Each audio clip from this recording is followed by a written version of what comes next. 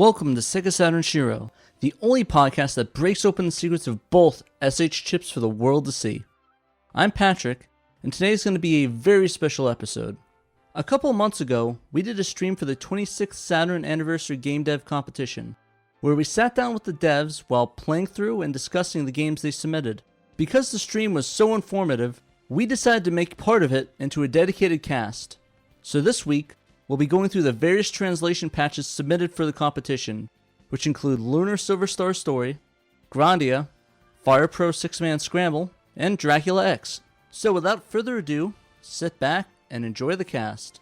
Welcome to the game competition for the 25th anniversary game competition from Sega Extreme. I'm Patrick, and I'm actually here with a couple of guests. Are you here yet, guests? Sorry, I was muted. This is Emerald Nova. Oh yeah, how's it going? But yeah, welcome to the stream. Doing some the fan translations and hacks portion of the stream. So we're starting up with Grandia first, of course, by Trekkies Unite. But yeah, this is actually really good. This is actually I think it's one of the first fanlations or fan translations that we featured on the channel. So it was pretty cool. I was super excited when this first dropped. I think I had Sam the SSG on, and we did a little stream talking about it. And it was kind of funny because when Trekkies Unite was working on it, we had a lot of issues trying to get it working on hardware at first. So it was like it keeps locking up at this one point. So we had him send the fix over, and we were testing that out and streaming that. I think he did a video and I did the stream of it. So, but we have actually a lot of the translators and the people working on the patches in the chat. So we're gonna try and go through the little bit of the fan translations and move on to the actual some of the original games as well, and try to get those to sort of give my views on that. Yeah, so that's sort of what we're doing right now. This is a really interesting patch. I really enjoyed it a lot. I was telling them before that when we first dropped this was big on the YouTube channel when we had it. I think it got like 2.8k views, which I thought was pretty big for the channel at the time, because I think we're at like a couple hundred views, so it was pretty good, at least at the time. Yeah, so I remember that for last year's competition, Grandia also got submitted. I didn't know, I wasn't able to actually play the whole thing. I didn't know how complete it was last year. But apparently this is the final build. This is or final build candidate. If no bugs are found, this should be it. This should be the definitive way to play Grandia from now on. Yeah, no, and that's what I'm really excited about, because I think Saturn Dave was talking about maybe getting the. I don't know if you ever saw any of his boxes that he does, the custom box art. But he was going to get that all sorted and published out, but he was just waiting for that final patch because he didn't want to guys, we got a special guest. Oh, sweet. Who we got? Hello. Trekkies. Oh, hey, Trekkies. How's it going? Pretty good. I figured I could hop in and answer questions or anything if you have any. Yeah. But yeah, I was just retelling them the situation when we first streamed it, when it was like me and Sam, and we had to fix the patch because it kept locking up on us at the end of this cutscene, I think. I thought it was kind of funny. Yeah, that was back, I think it was the first beta I released, where basically that was one of the first goes where I had translated the PlayStation script over to the Saturn format, and there's a handful of control codes that the PlayStation version adds that are new that the Saturn version just doesn't understand. So there was one of those that had kind of fallen back in by accident. So like right after the scene, it would send it something that I think it's basically what the PlayStation version uses as for like the fade in, and the Saturn has a similar one, but it's different. And when the Saturn got that, it's like, I don't know what to do with myself, and it just crashed. Oof. So that was like what a lot of like the early beta testing was trying to do. It was trying to catch those bugs, because the only way you'll find those is playing it. Yeah, for sure, and I definitely understand that it could be hard, because I think what's the name? Noah's team that wanted to get a certain save on the Lunar patch. I can't remember which one it was. Yeah, that was me and Mr. Conan trying to get that. Gotcha. Basically, what was going on with that, it's a similar situation where it's like, unless you like play through it, you're not going to find the ones where it's like, oh, this little voice clip is too big for the buffer, so it crashes the game. So it's just, that's what we've been dealing with the dub patch for that, is every now and then there's a voice clip that you'll get that just it causes the game to crash because it's either too big for the buffer or there's something hard coded about it that it doesn't like. Which oddly enough, some of those don't pop up in the MPEG version, which is interesting. Huh. Yeah. Do you think there's probably maybe it's like some drastic code changes and sort of updates they did with that might have caused that? It's possible because the whole disk structure is different on the MPEG version. In the in the original release, there's basically there's 4 or 5 folders. There's one for all the cutscenes. There's one for all the voice clips, all the music, the battles, the fields, and that. And then for the MPEG version, they basically turned all those into just whole archive files. So it's basically one file with header information inside of it, and then it's just one Uber file of all the files put together. Oof. Yeah, they kind of did something like that instead. Yeah, I was running into a similar issue with that on the Resident Evil one when I was going through that. All the video files were pasted together. So I thought that was kind of weird, but I guess it might be I haven't tried replacing it yet though. It's kind of a thing where I think they did that to try and slow down, to try and speed up loadings and that. Just because I'd imagine that reduces seek time. Because in Grandia here, all the music is just one giant ADX file that just has indexes to tell it where each song is. Huh. So if you open up your Grandia disk and you look in the field directory, there's I think it's called gm1.stz or something like that. That's just the giant ADX archive, and if you just throw that in VGM Toolbox or any kind of thing that can read ADX files, it'll be able to go through and pull them out and play them. It's kind of neat because if you have something that can play ADX files, you can enable looping and it'll loop the same way it does in the game. Huh. That's pretty interesting. Yeah, I guess that makes sense though. I mean, you don't want to keep seeking or going all across the disk and make loading times even worse, or it'd feel like a 1x read game. One thing that people might realize playing Grandia, especially if you're burning copies of it, the game really gives the disk drive of the Saturn a workout. Basically, this was one of the first games to use ADX, and it really kind of tries to show all the bells and whistles it can do. And one of the things, if you read a developer interview from it, they talk about one of the neat things it can do is it can keep streaming multiple streams of audio while it's still loading other data off the disk. Huh. So what you'll notice in Grandia is when you're going between houses and that, the music keeps playing and the sound effects keep playing, even though it's now loading in a whole new map as it's transitioning. That's pretty clever.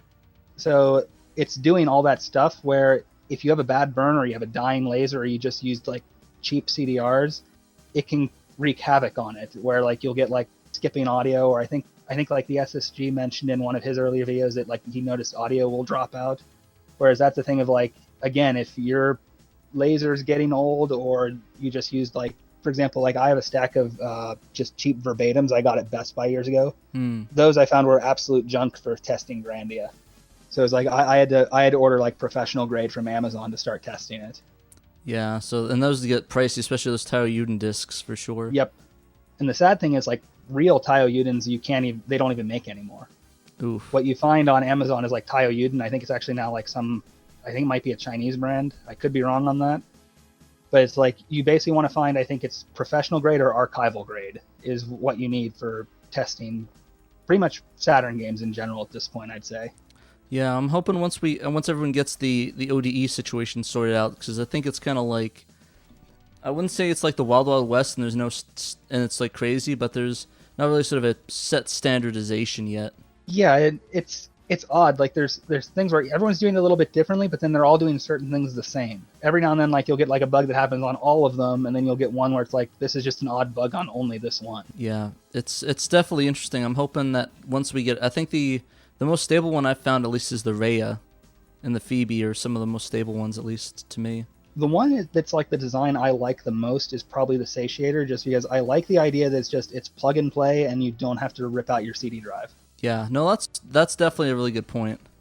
It's and that's sort of why I wanted to get one, because I have actually have a kiosk, a Saturn kiosk that I'd like to get up and going, but I don't want to keep ripping out my Rhea Saturn so I can test things and do streams. So I'm hoping. So just as a note on the ODE situation, none of them so far have been perfect for actual emulation. So there isn't really, they're not really a replacement for disk. You have to test on disk if if you're really stressing out the system, like Ponut is, or like Grandia is here, you can't really tell whether or not it's an ODE problem or if it's an implementation problem. Yep, and the thing we ran into with the Lunar patch, the Synpack version, what we did is, like, if you read Sega's spec, it says, oh, all CDs must be, I think it's like within like 650 megabytes, I think is the size limit they say, which is, I think it's like 60 minutes, whereas a CDR has more space than that. And the reason they say that is because they want you to save space for that security ring. And with us, we're like, well, this is going to be burned anyways, so who cares about that security ring space? Let's use that for extra space. So the additional, like, the bigger size and nicer quality cutscenes, that took up more space, and it made the disc now go into that region where on a mod chip system, it still fits on a CDR, and on a mod chip system, the Saturn's would be like, oh, I just need to get that, I'll read it. Whereas with, like, I think it was like Mode and a couple of the other ODEs, they strictly enforced that then when it got that, it was like, I don't know what to do with this, and it wouldn't boot it. Yeah, no, that was kind of a weird situation. Yeah, it's one where it's like, technically they're correct, that is the spec, but at the same time, it's not how the real hardware behaves if you were to give it a disc like that it was allowed, that, like, if you bypass the security. Yeah, for sure. Like, it's kind of weird because, like, I mean, it's all like FPGA based, all these ODEs, right? Mm-hmm. I'm not entirely sure.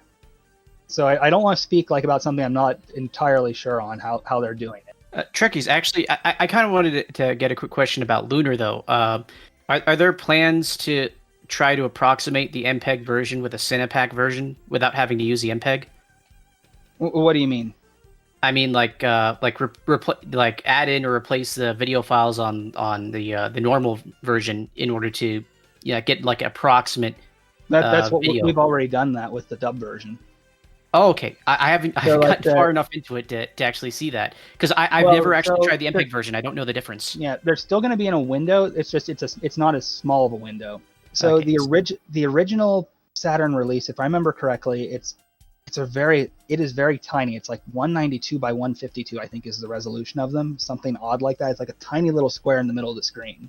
The PlayStation version, I believe it's like 232 by 192, and we went for 288 by 200. So it's still not full screen, but it's significantly better than it was, I'd say. And the other thing we did is to try and, like, a couple tricks that I did with encoding them is, like, one of the reasons why, like, that I've honestly come to terms with in doing a whole bunch of, like, FMV stuff with Saturn, Synpack gets a bad reputation when really it's more of, like, they're kind of encoding with two different ideas. Like, a lot of PlayStation games, if you look at them, they're encoding at 15 frames per second.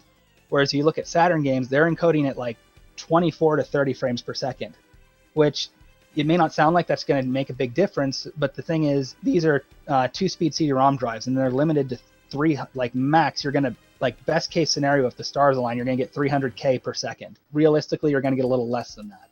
So if you're doing like 30 frames per second, you have far less bit rate per frame than you do if you're doing 15 frames per second. So that's why, like, you'll see a lot more like Synpack artifacts and things like that, when you're doing higher frame rates.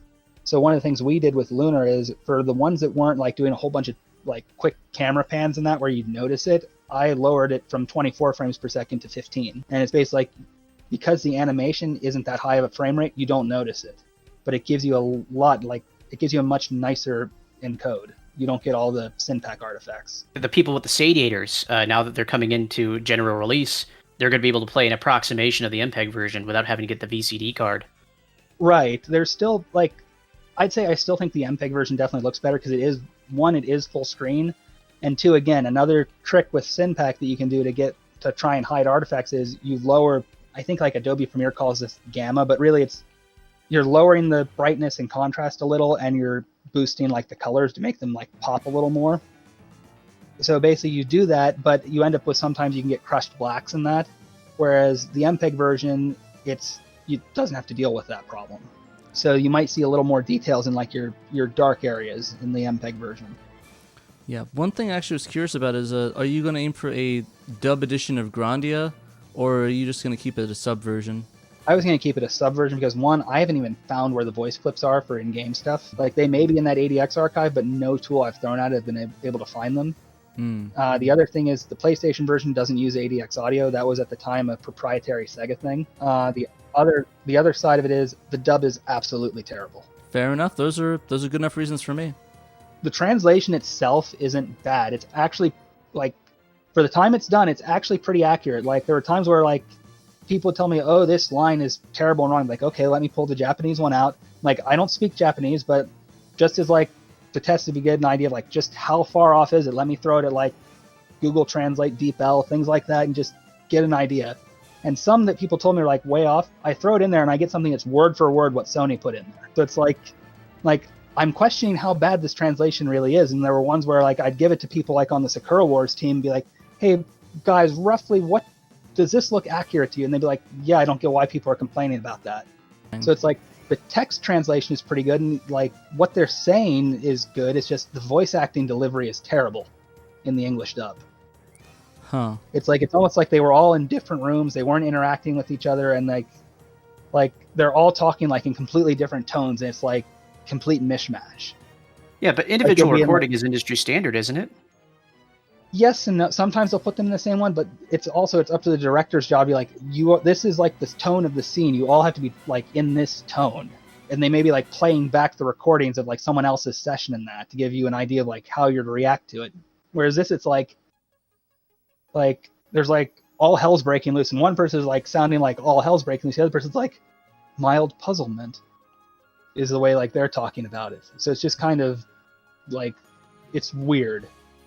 Like, I think if there's a site out there that has, like, just bad dubs, and, like, Shining Force 3 is, like, has an infamous page for it. That same one has an infamous page for Grandia. And it's like, they're just bad. Oof. Yeah, that's a bit of a bummer. It's a shame they didn't really get that standardization until, like, the early 2000s. And even then, it's like there's some really bad ones. Like, I think there was one on the PS2 that was just the voice actor's family, essentially. Yeah, I forget what that one is. I forget what it's yeah. called, but it's like Chaos Wars or something like Weird. that.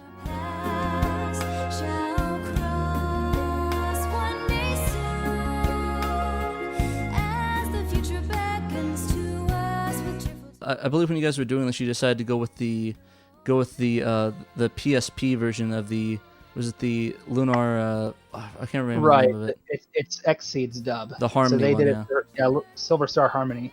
The reason for that is, one, when Working Designs dubbed it, they did something that's kind of like a sin in anime dubbing. They edited the lip flaps to match their dialogue.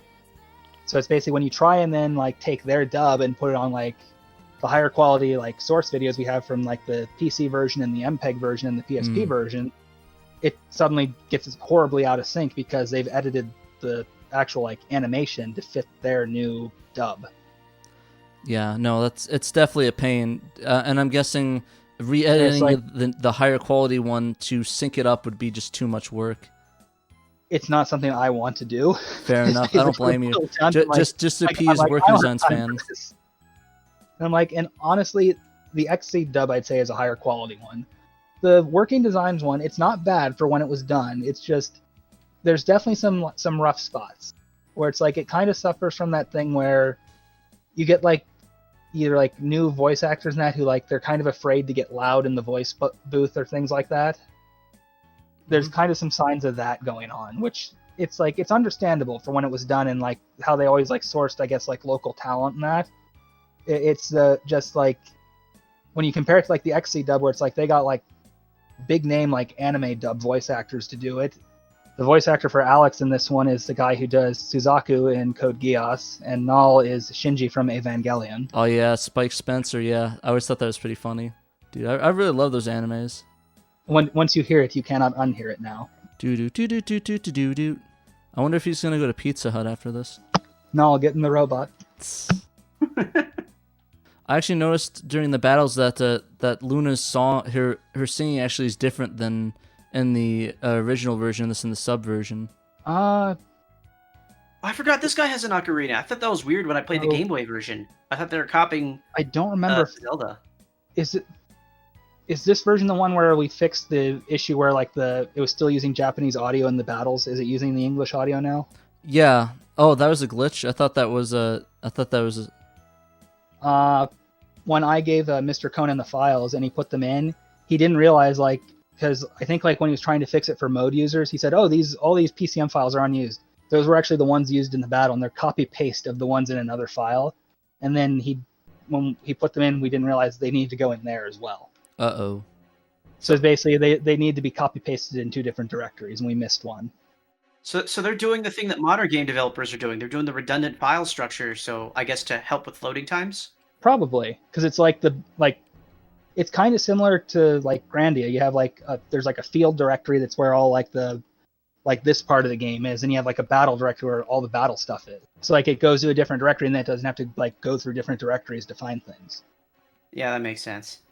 I guess if you have space on the CD, there's absolutely no reason not to do it. Yeah, and then like getting back to the dub, it's interesting. Like there's certain things like in like the Working Designs dub where like they kept the Japanese audio for certain things, where it's like some of Luna's screams and songs are the Japanese ones. Yeah, I know she used the Japanese song when she uses her healing spell in the PS1 version of it. Yep, and then in the Xseed one, they dubbed some of those, but then kept the Japanese for a couple others. Huh. Whereas like one thing in this like in some of the cutscenes, like it's very obvious for the Xseed one, I guess like they weren't given the original background audio for some of them. So it's like they kind of had to like add it back in. They had to like recreate it. Whereas for that scene, like with Alex and Luna, the ocarina song it's honestly a comical train wreck. It's like the guy's like fumbling the notes. So it's like it sounds horrible. So what I did there is I took the Japanese audio and kind of did a merge between them to try and like say, let's see if we can make that a little better. But it's like it was just one where it was like I laughed when I heard it because it's like it sounds like the guy is just fumbling around like an ocarina. I don't understand how you're given the task of porting the game and then the original developers don't just give you the assets. That's pretty common. Well, it could be that some of the like original background audio is just lost. Like they may have like the original Japanese audio at this point of like the full final thing, but all those like the piece like this instrument track is gone. Okay. So everything's merged into one master, and then they may not have like the individual assets anymore. They may not have. Okay. That would be that's my guess. Yeah. At the very least, get someone who can play the instrument. Like it's an ocarina. You could just get a kid with a recorder and probably approximate what you need to do. That may have been what they did. Get a kid who's actually. It kind of sounds like that. Yeah, don't get the C student. Get the A student. But yeah, and like it's kind of interesting. Like there's certain like without trying to spoil things and that there's certain story elements where it's like Luna is singing like this dark evil song, and in the Working Designs one they used the Japanese voice actress, whereas in this one they had her dub it, and it's not a bad performance, just it's different. Generally for music, I think you'd want to retain the original language because it's really hard to translate a song and have the meter match and everything like that. Yeah, I was a big fan of the Luna's Boat song from the that the Working Designs did. I thought it was pretty nice. Yeah, like I'd say as I've been working with like the Xseed dub, it's been growing on me. So I'd say like the Xseed dub tends to like it's more in line with like what the original Japanese song was saying, whereas Working Designs is more like there's certain things about it where it's not bad, but they tended to try and be more focused on trying to make it rhyme. So it's like almost every line rhymes, and it gets to the point of where this is borderline cringe now. It's like it's constant rhyming, and it's like, okay, there's more to making a song flow than rhyme. Fair enough. Yeah, it's definitely interesting the directions they went with that one, and it is a shame that all the masters got lost. But I guess the music industry is good at holding on to them. But I guess when it's a Japanese company, all the masters go in the trashers. Well, that's kind of like the thing that happened with Dragon Ball and Dragon Ball Z in Japan. Oh yeah, with the audio masters, right? Yeah, basically Toei threw out the original audio masters, so all that you have is the optical audio on the film. Yeah, and it sounds like garbage essentially. Yeah, it's like what's on like the Dragon boxes is better than any other official release, but it's still not great. Yeah, and it's basically like fans have been able to. It's actually kind of like miraculous. Fans have been able to restore the original broadcast audio from VHS tapes. Yeah, but like, Toei's like, LOL, we don't need that. Yeah, so it's like fans have made their own hack where they've taken like the Dragon Box video and put in the broadcast audio sourced from VHS tapes. It's kind of like how the Star Wars fans did for the despecialized editions. Pretty much. Yeah, which I just have my laser discs. Oh, same here, man. That's why I got a Laserdisc player. But what's the resolution on a Laserdisc, though? It's about the same as DVD. So it's Really? 480 by, I think it's like 640 by 480 roughly. Yeah, Huh. It's an composite, analog though. resolution, so it is a little bit softer looking. And after letterboxing, it's going to be kind of small, though. Right, but the official DVD release of that theatrical version is sourced from those laser discs. Oh my So it's goodness. like it's a little bit cleaner because it's not composite mastered, but it's still the same resolution. It's still letterboxed, and then it has some of its own problems. Yeah, it's a bit of a bummer, really. But I mean, what are you gonna do, right? Well, supposedly the rumor with that is the reason they can't do it is because in order to make the special edition, they destroyed the original masters. Yeah, George Lucas sacrificed it in a satanic ritual. pretty much. Basically, What basically I'm- the original masters now have CGI characters drawn over them. Yeah, what I'm wondering is why don't I mean they should just do what Star Wars was it Star Wars was it the 77 4K or whatever, where they basically Yeah, just where they- scan it. Yeah, they scanned. I think it was an old Technicolor print they found. Yeah. So yeah, they should just really do that and just clean that up. That's probably their best bet. And it looks pretty Yeah. good. Yeah, the despecialized looks pretty nice. Yeah. I'm realizing now how incredibly far of a departure the GBA game was from this version of the game. I mean, this looks like nothing like the game I played. Yeah, they're pretty different. And then the Sega CD version is radically different. Really? But that's the original, though. I thought this would be a port of the original. No, it's a remake. Oh. Yeah. It's a lot different. There's a lot more battles, and the cutscenes are what you would expect. Like they have, it's sort of like have you played They're more like a Snatcher? sprite. They're Yeah. more like a sprite talking over a background kind of thing. Pretty much. It's basically it's kind of funny if you actually have a bad CD drive, their mouse will move out of sync because it basically they play the audio over the sprites and sync it up. Yep. So, and if your CD drive's broken, or dying, it's just hilarious because like you see their And- mouth move and it's like, Yep. and like it just like no audio plays, or it'll just like Or if you come play in it on a and bad emulator, it'll do it. yeah. The Sega CD one is very obviously like more of like your 16-bit style JRPG where it's a grind fest. And basically there's some differences in the plot in that, but that's pretty much it. Yeah. Well, actually, there is actually one major difference is that you miss out on a Bill Clinton joke if you don't play the complete version. So That's a game breaker for me. yeah, it's a deal breaker for me too. So it's why I only play on the Sega CD or Mega CD version of it. But yeah, I think once we're done with this battle, we're gonna move on to our next game. Let me see what's on the slab for this one. I think Let's we're see. yeah. Let me go check. So on the docket, we've already gone through Grandia and Lunar since we got Trekkies on.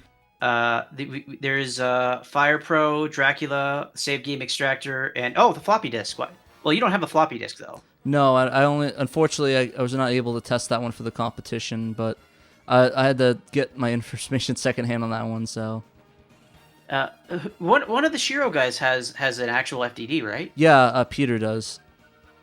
Did this just lock up on me? No, it looks like he's doing something. He's trying to revive you, or not? Uh-oh.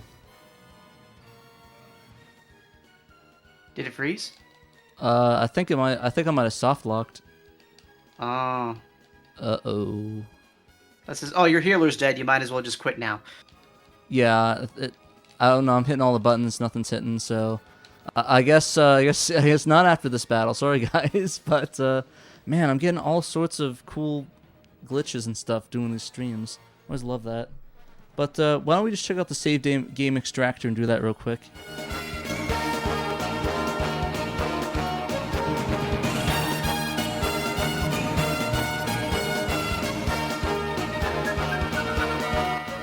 Yeah, I have it on the stream, so I'm doing the save game extractor copier. It's the same thing, right? Extractor copier, or No, I had an argument with Sonia about this because I accidentally put the wrong name the first time.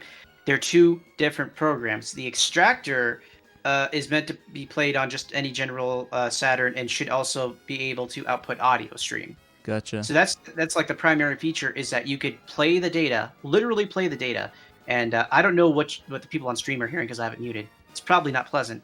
But if you put up a recorder or a microphone up to the computer, and you can decode it using the tutorial he provides, and back up your save, and then you can play it somehow. I don't know how you get it back into Saturn. I forget.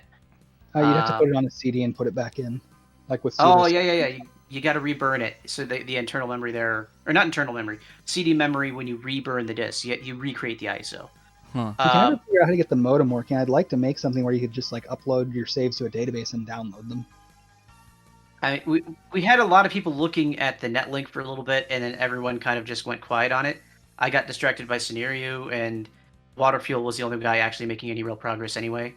Yeah. You can also dump the BIOS in here, which is pretty cool. Oh, did I just get a crash? Oh. Okay, the screen's blue now, so I guess that's kind of cool. Okay, so I have a lag on it. So if you just press start to push through that, that's there on purpose. So he intentionally Sling It intentionally keeps those errors in as a debugging measure. He probably just forgot to take that one out. I gotcha. Yeah, so the screen is blue now, so cool little feature. If you want to get the screen blue. Yeah. But yeah. Feature, not a bug. But yeah, Georgian inheritor. Of course, it's probably because the cartridge memory is not there, so that makes sense. I take it you do not have the floppy drive? I do not, unfortunately. Did any of the judges who are judging have that? Yeah. That'd be comical if no one judging had the floppy drive. I would honestly get it, but I mean, I literally don't know what I'd use it for. It's kind of more just for comical, talking point.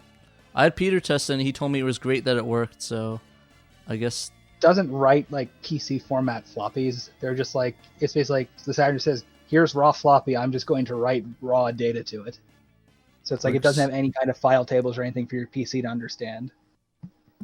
That works. All right, why don't we move on to Fire Pro? I think Kay's still here, so we should...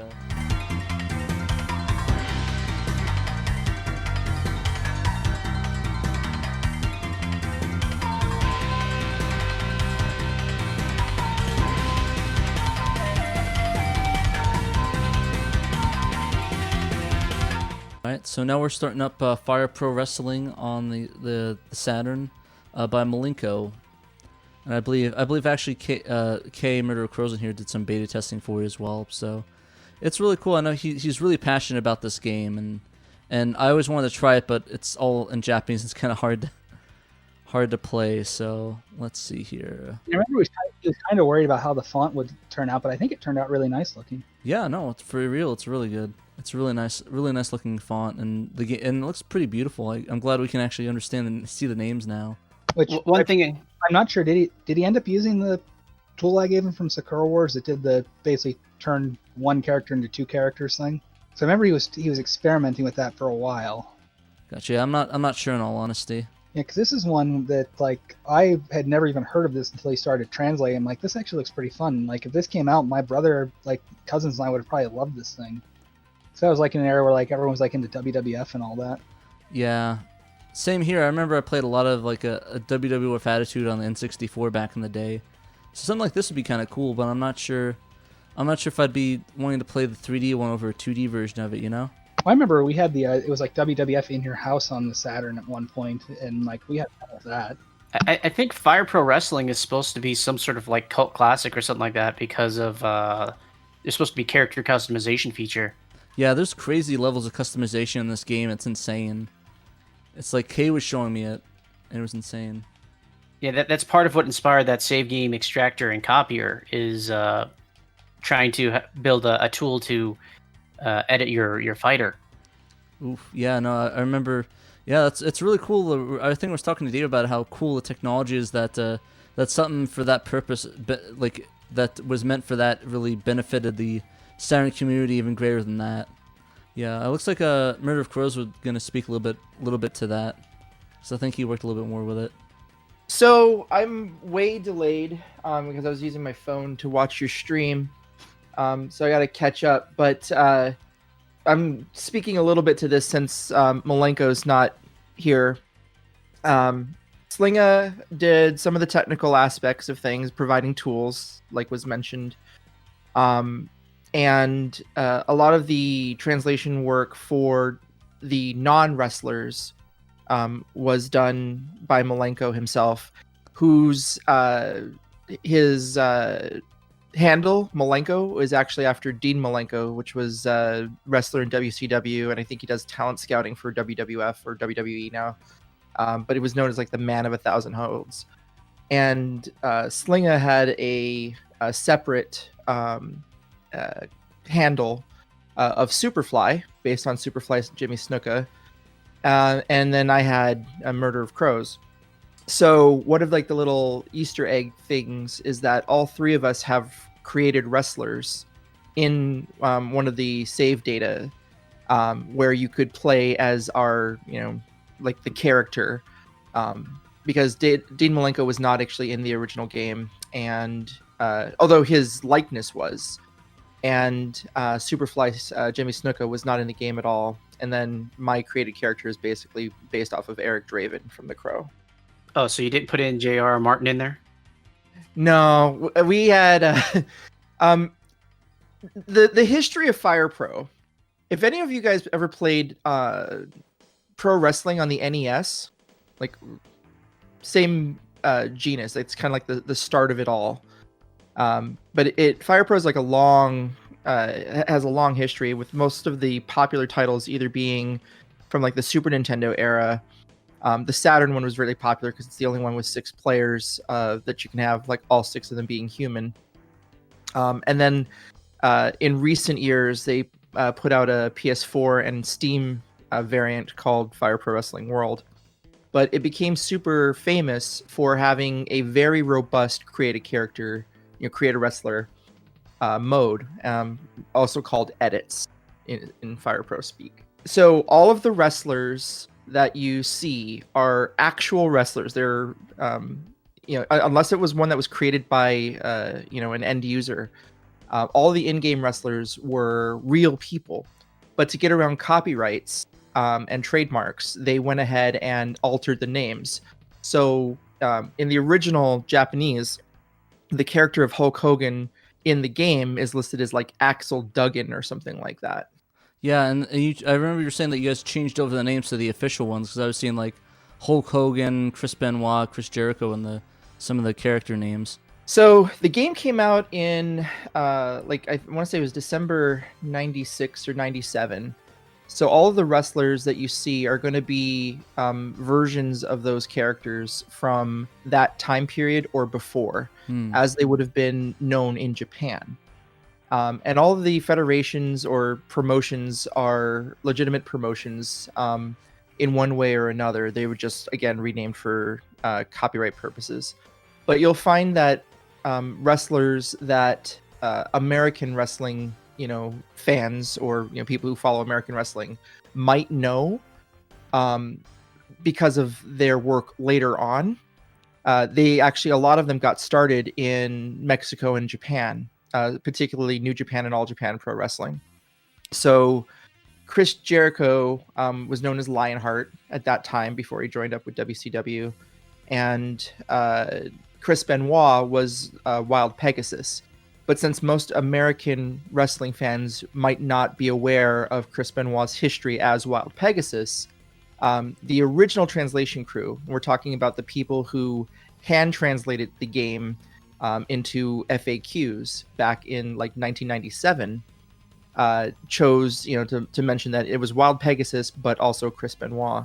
Didn't have enough space in the way that they did the naming structure for these guys to put in all of the names. And you'll actually see, like, during the name selection, the top box will give you like the profile of the individual wrestler, but the bottom box will give you a list of all the wrestlers in that federation based on their surname.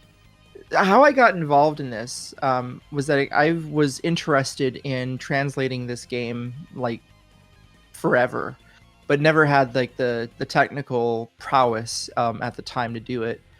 And I got involved in a couple of translation projects, and they all kind of fizzled out or lost data over the years. But Slinga and I had actually spoken, I believe, back like 10 years ago, without knowing, again, who each other was. And one of the things that I had wanted to do back in those days, you had a lot of websites that were dedicated to Fire Pro edits, which is essentially, the creative wrestler mode. And these edits, because we didn't have, the internet as we have it today, where we could just download files to our consoles, what they did was they created a template where you would just go through and like, okay, choose move number 21 in this position, choose voice number 2 of this position. And then you just have that pasted onto a web page, and you'd meticulously go through to create or recreate whatever wrestler someone else did. And the at the time, Saturn was pretty interesting because you could have with the expanded like the official save cartridge, you could have like an additional 80 wrestlers on top of the normal, like 16 or so. So one of my projects was to go through the internet and try to find all of these websites with all of these old templates and preserve them, and just so that we could have them in the game later.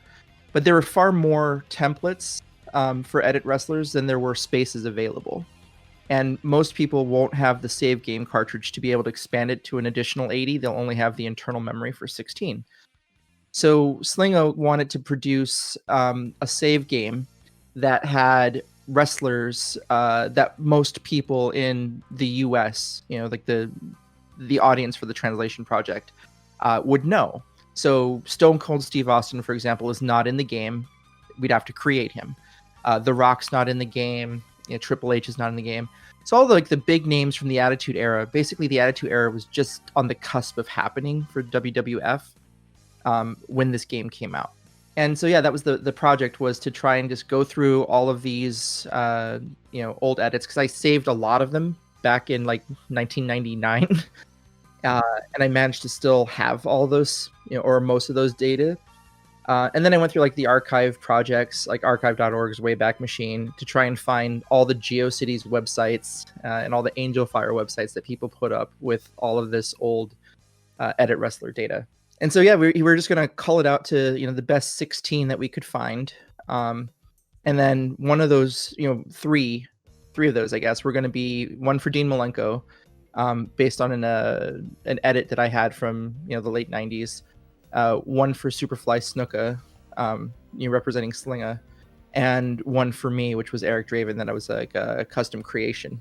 So on the screen I'm seeing right now, you're in the death match. What's interesting about the death match is that it's a steel cage. It looks like glass, but it's actually barbed wire. If you look really closely, you'll see like these little barbs that kind of give that glass effect. So yeah, when you throw wrestlers into that steel cage, it's electrified. It gives them a little shock. And if you let the time run out, there's these little black boxes on the outside. If time runs out, like if you set it for 5 minutes, the cage will explode. Like all those little boxes are bombs, and it knocks everybody out in one shot. The game is not like your traditional wrestling game from the era.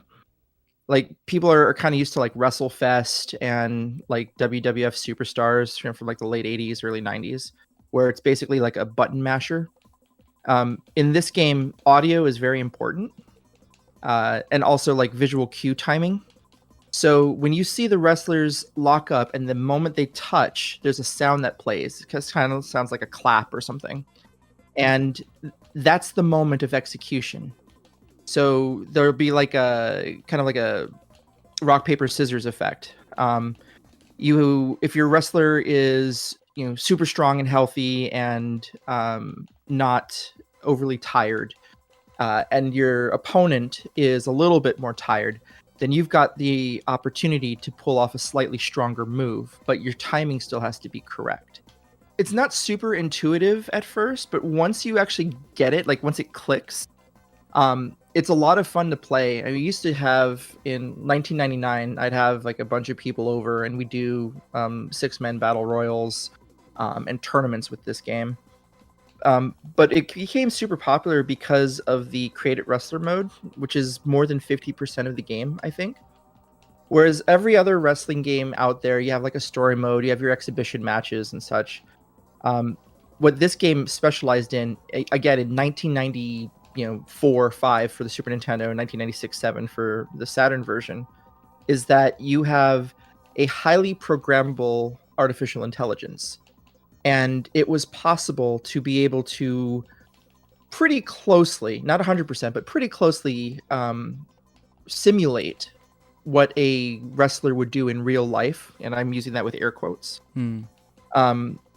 So when you create your character, if 50% of the time when he is on the floor of the mat, he will appeal to the crowd, right? Do some sort of teaser move to the crowd. Then you could actually recreate that. Or if you knock your opponent to the ground, 25% of the time he'll pick him up, 15% of the time he'll drop an elbow, 10% of the time he'll try and do a pin. Whatever you could do through analyzing quote unquote real matches, you'd be able to simulate in the game. And this became popular with e-federations, where you would create a wrestler and simulate entire cards against other people's wrestlers and see what would result. So super nerdy, and it crosses over with pro wrestling, which is not necessarily the most nerdy aspect of things, kind of considered a little... I don't know, I consider wrestling fans a bunch of nerds. Well, it's considered lowbrow, right? Versus, other topics of, interest. Yeah, but I suppose. The simulation factor is really what drove this game, in my opinion. So playing on Victory Road, that's where Malenko was focusing a lot of his time in recent months. So I would take the screenshots of the game, what the text was, and he would go through and translate it and then try to figure out, how best to use the characters that were available. And I got to tell you, the change, being able to use that utility, it completely broke open the ability to get a lot of work on the translation done. Like everything was night and day between the two. So I know that he was super happy about that. Can't remember where the tool came from. I'm sorry. Oof, yeah. I pretty much lost that one. So yeah, this guy. What the heck is this guy doing? I can't see your screen live or delayed. Just like any other wrestling game, there's exhibition match options that you have, and then after the match is won, for about 10 seconds or so, you can pretty much wail on your opponent. It was good being able to talk with you about this, since I gotta run to work shift now. But yeah, fair enough. It was great having you on explaining that to me, because I'm not the biggest wrestling guy, and you probably have more insight than I would on the translation patch, as you were one of the beta testers for it. Yeah, I mean, I was actively involved in trying to figure out what some of these things were going to be called. Like, the programming work was all done by Malenko. Actually getting the characters in.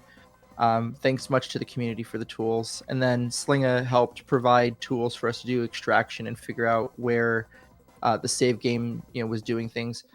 Little known fact, I mean, we spent a huge amount of time with the palettes. Each wrestler that is built into the game has actually 6 different outfits, one of them being close to the real life outfit. But it took Slinga quite a bit of time to figure out where all those pointers were, so that we could, actually customize which button correlated to which outfit, or change the outfit colors. But anyway, I gotta run, and thanks for letting me, word vomit. Yeah, no worries. Thanks for coming on the stream, man, and hopefully I'll talk to you again soon.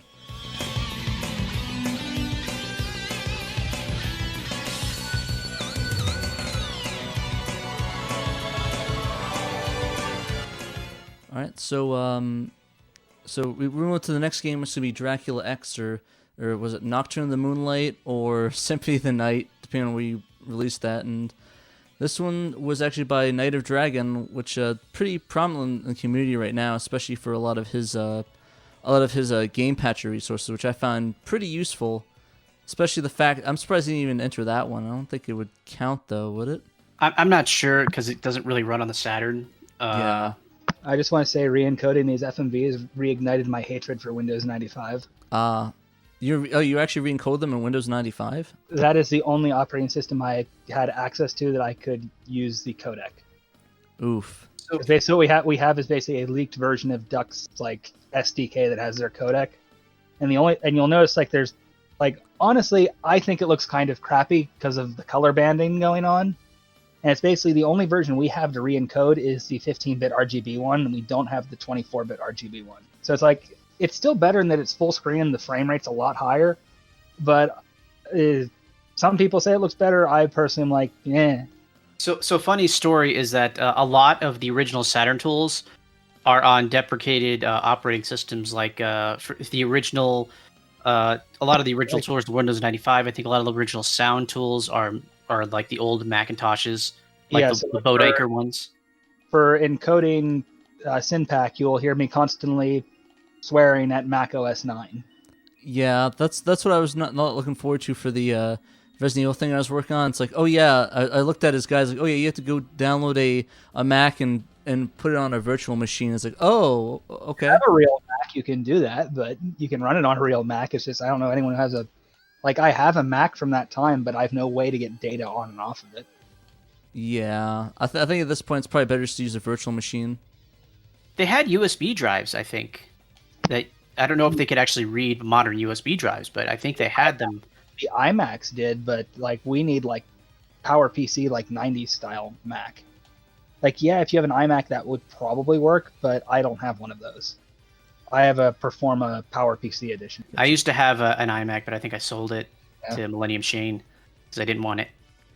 Yeah, so I have that, and I have a Macintosh SE, which that's kind of useless for anything on this. Yeah, I think Mikey Vids asked a question that I think gets asked a lot: is if you can actually patch the 4 meg cartridge version of the game on with the English translation. I believe that's a no for now. Yeah, I'd say like a majority of the improvements that people talk about from the 4 meg patch are placebo. Yeah, I think we talked about that earlier. That you said it was like like the loading isn't that much faster or whatever. But Trekkies actually has a video on his channel, his YouTube channel, that shows like a recording. You could literally just take out a stopwatch and see what the effect is. Yeah, it's basically the only thing it really improves is bringing up the menu and the map screen. Everything else is pretty much placebo, and honestly, I found the loading times going between areas was worse on the 4 meg patch. But I think Knight, when you get your audio situation dealt with, I think you actually improved bringing up the menu anyways by getting rid of like the high res mode, right? Yeah, I actually tweeted that out. It's really cool. I'll show it in a little bit once we get to the pausing. I do have to applaud you. That change you made with the menus was like game changing for upscalers. Yeah, that was a big thanks to Paul Mitt. He's the guy for stuff like that. Once he actually did that for some kind of test for somebody else. I'm like, oh, I could use that to my advantage. And that's when I started changing all the maps or whatever screens to the low res mode instead of the high res.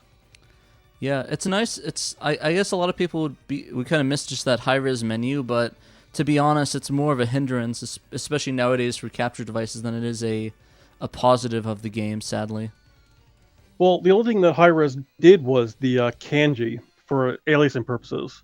Yeah. So and I see you use like a completely different font, or is the font the same on Symphony and the PS1? I don't remember it being that style though. No, it's a completely different font. Gotcha. Yeah, I was like, it looked a bit different from when I last played it. Yeah, I don't have that's on my laptop. I forget what the name of that font was. You should have made it Comic Sans, in all honesty. I'd say you deserve like a pat on the back for like dealing with like the nightmarish hell this game is for how it's programmed. It was a challenge, but it was fun. I think possibly like the biggest like that made me like as you were like looking into it and we were all like trying to like help you find some things. The biggest like what the hell moment was when we realized the text for like the dialogue boxes isn't actually stored as text in the game. It's just like hard-coded graphics. Yeah, for the actual stories, not the items. That's all done on a different layer entirely. And the way they did that was a mess too. Pretty much every they load scene it just sits there, whether you see that scene or not. But I'll go show off the menu real quick. So as you can see, you can actually get to the menu in a reasonable amount of time instead of the 2 weeks it takes you to usually load it up.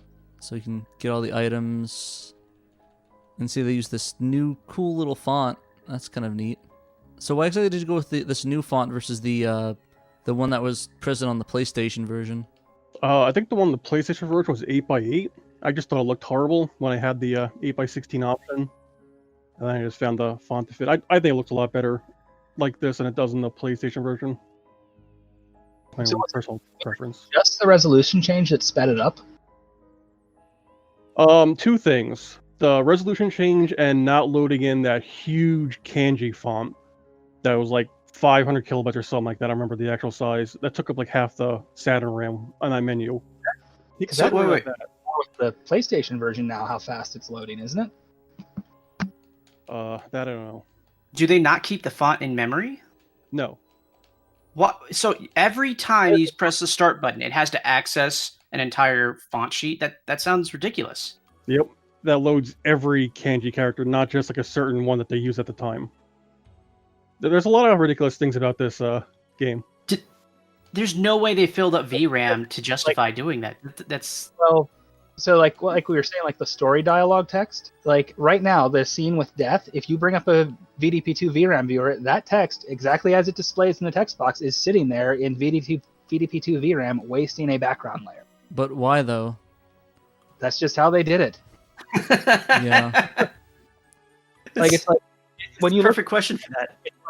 it's like Knight can probably go into this more, but when you like start poking at this game, you realize it's like it explains why it runs and does things so badly. Yeah, the whole "sorry we suck" document.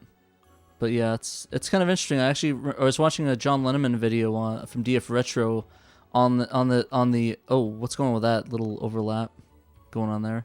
I actually have no idea. I'll have to look into that. I haven't seen that. Man, we're catching all sorts of bugs on the stream.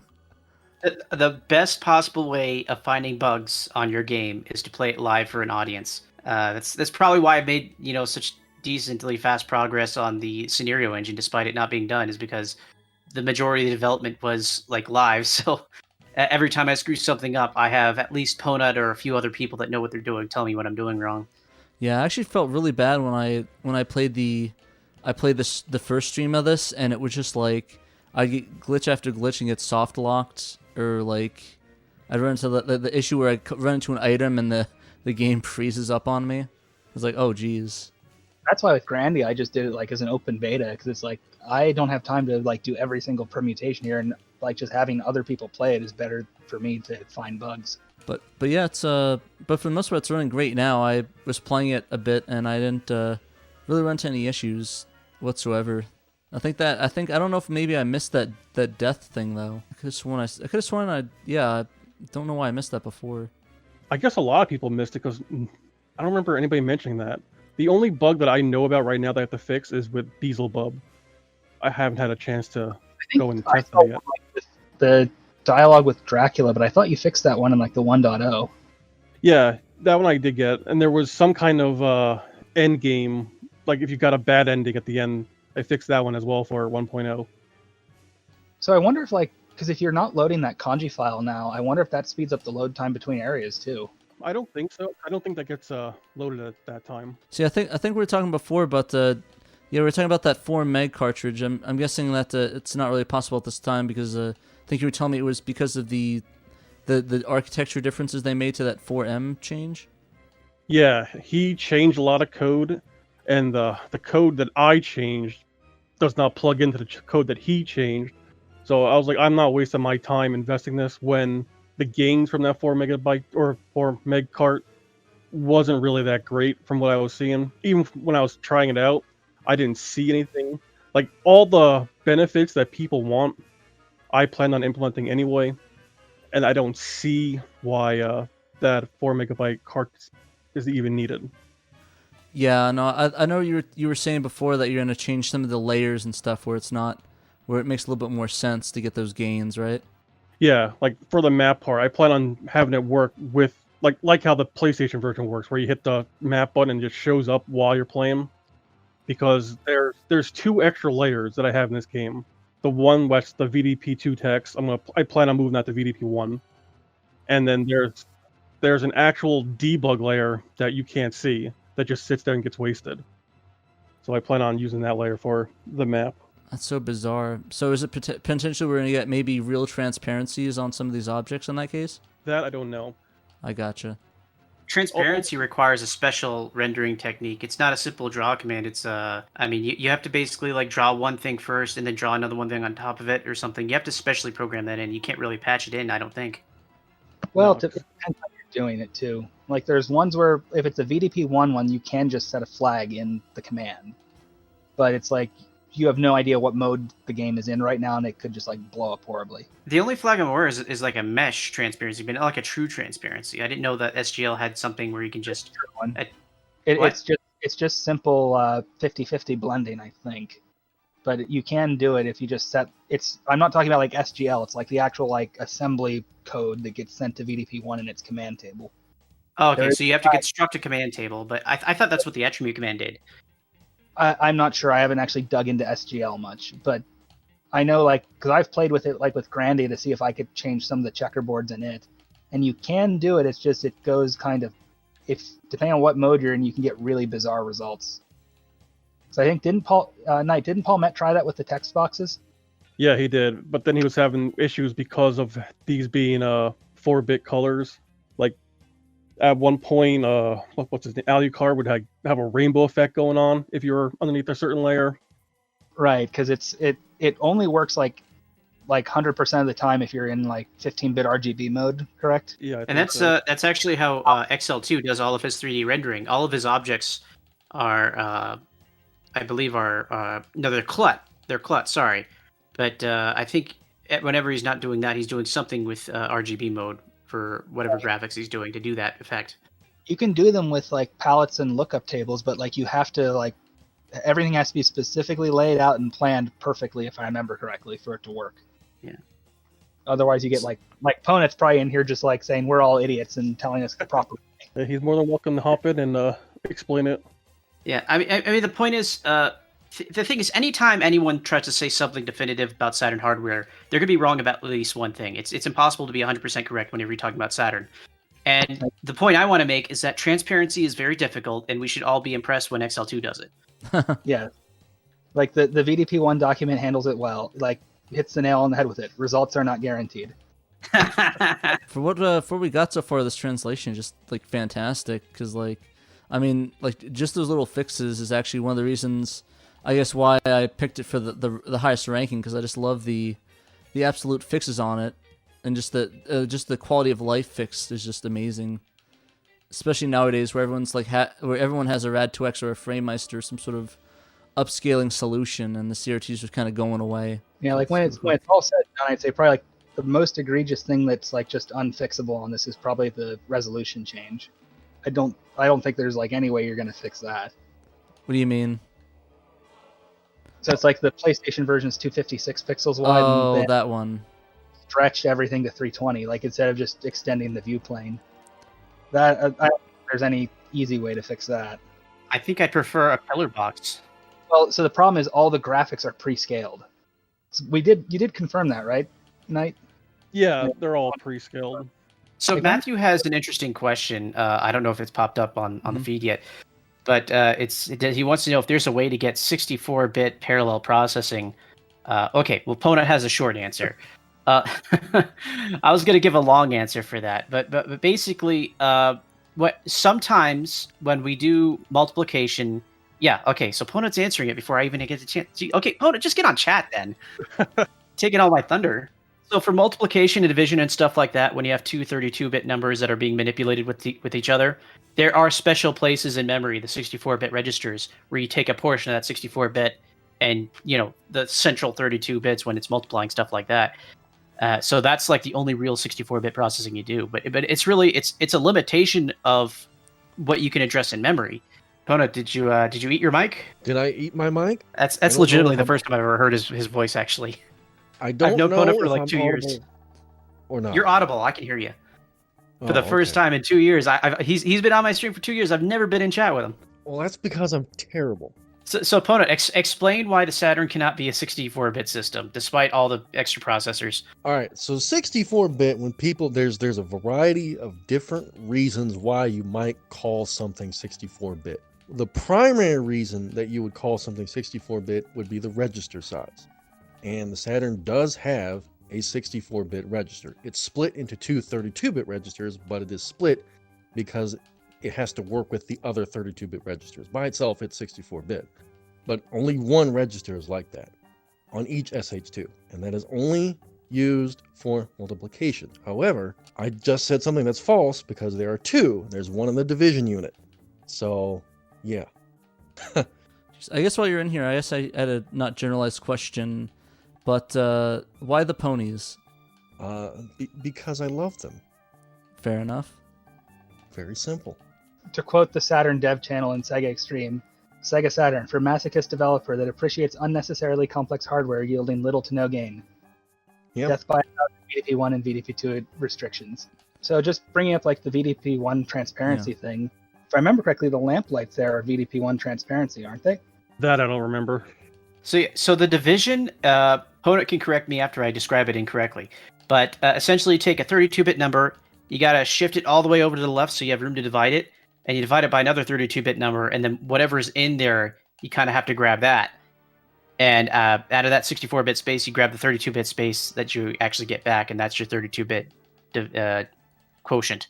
There was one video I saw recently where it was a guy who's like I guess he's a big name speedrunner of Symphony of the Night on the PlayStation.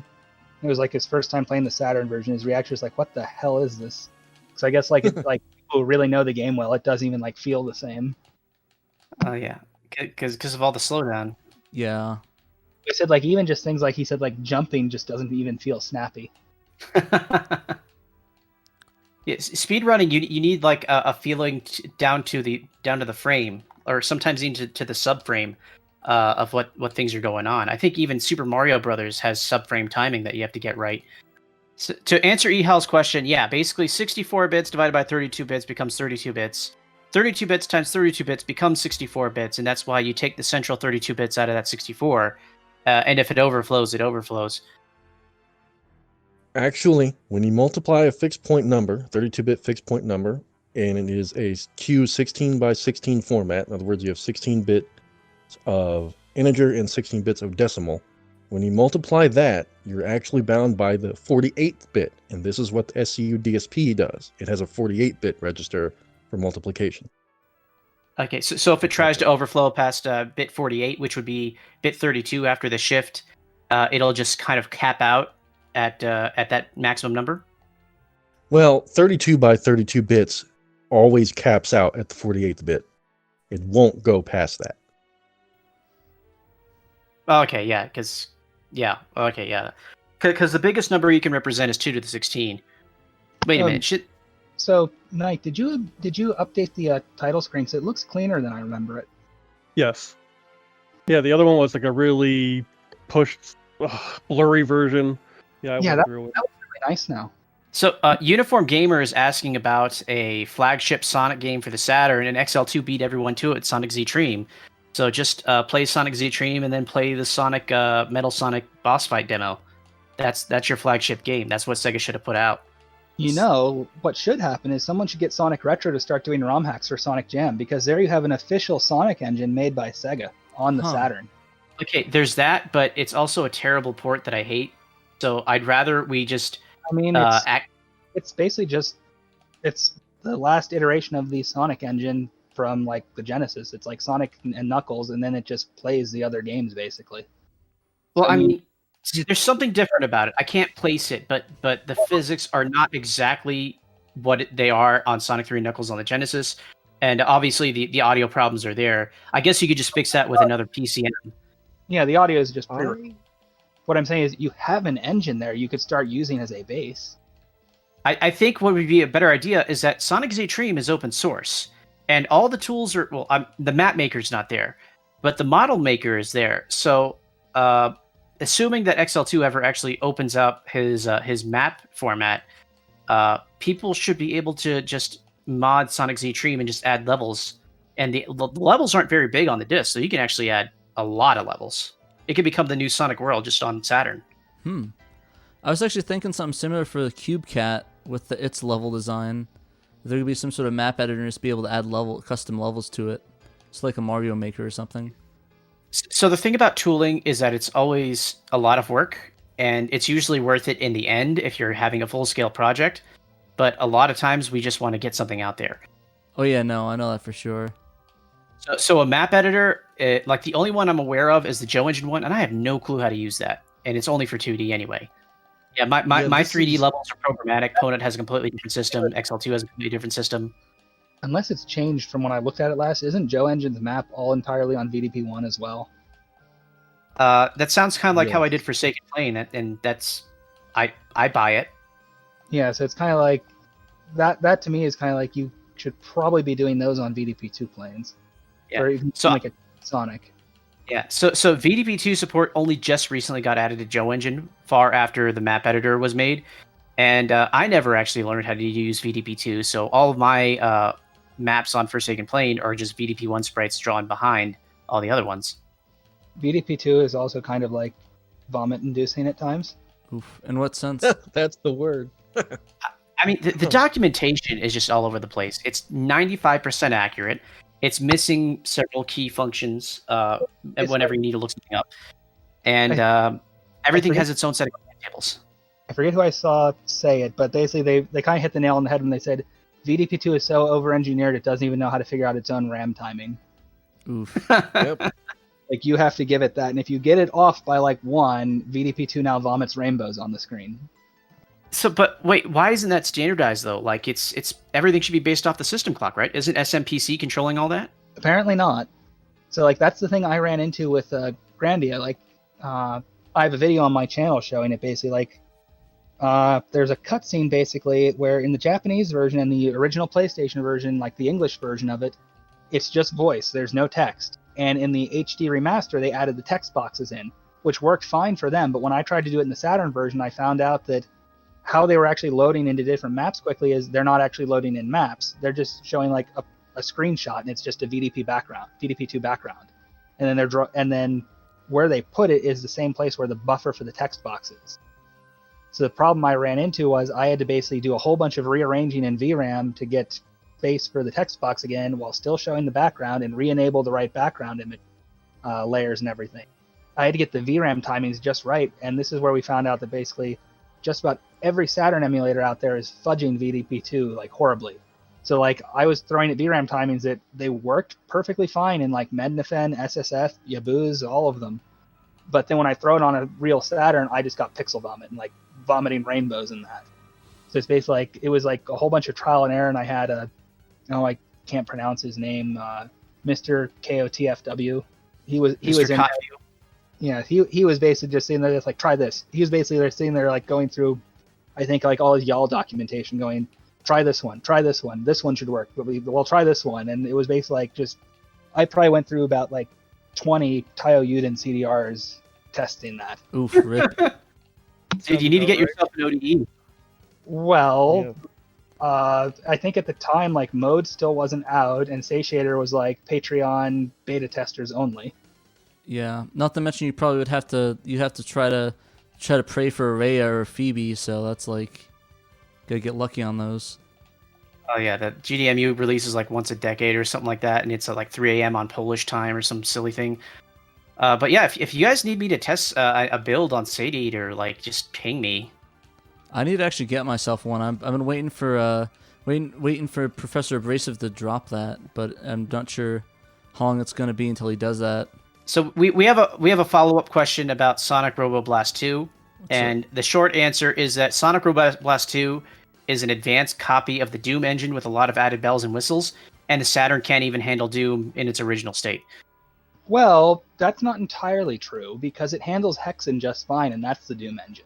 And it's actually doing software Doom rendering in Hexen. Okay, so I kind of skipped a few steps, but the point is there's too much stuff in Sonic Robo Battle to actually do a proper port. If you put effort into it, yes, Saturn can handle Doom if you like actually made it right.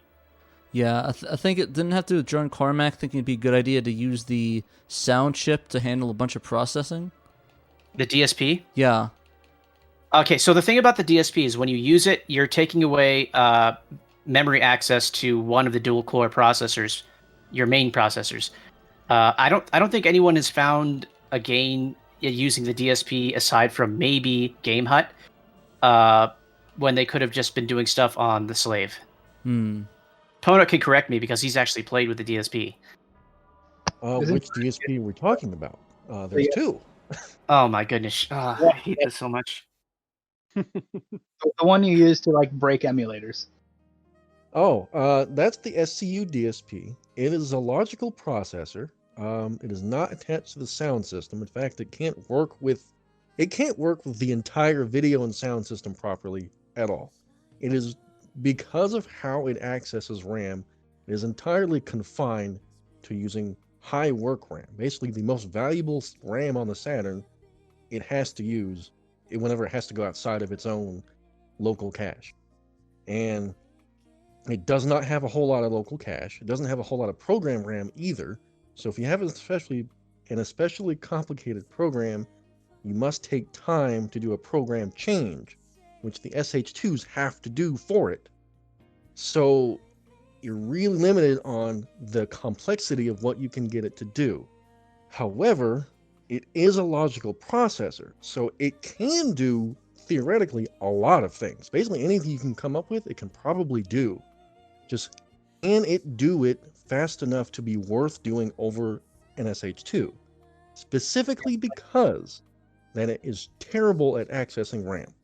That's really the only reason you don't really want to even think about it. So like one example I can think of off the top of my head that Nanash found out with Grandia is it uses it for the YUV to RGB color conversion for the FMV codec. That's true. I remember that. That's very cool. So, Pono, what's the other DSP? Is that connected to the 68K? That is the SCSP DSP, or the Saturn okay. Custom Sound Processor DSP. That is, ostensibly, it's attached to the actual DAC, the digital audio converter. That is really what that's attached. And I mean, So- like the point of a digital signal processor would be, you would assume, this exact kind of job, sound processing. It is ostensibly only used for reverb, stuff like that, making echo. That's the kind of effects that they put in the driver. Also, I would like to say, real quick, that Dracula X ran way better than I thought it did, so I'm probably going to play that. Second thing I wanted to say a long time ago about the Saturn versus PlayStation is the Saturn is actually always double buffered. Pretty much you're always double buffered on the input, which means Saturn games are going to have a little more input lag. I don't think most of us notice or care, but it's something worth noting.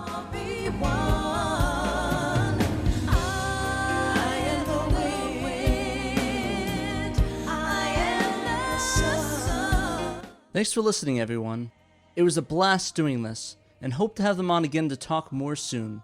If you're interested in getting involved with game development, especially for the Sega Saturn, check out the Sega Extreme forums and Discord, or hop on our own Shiro Discord, where we discuss all things Saturn, including game development. Thanks for checking out the latest podcast, and remember, you must play Sega Saturn.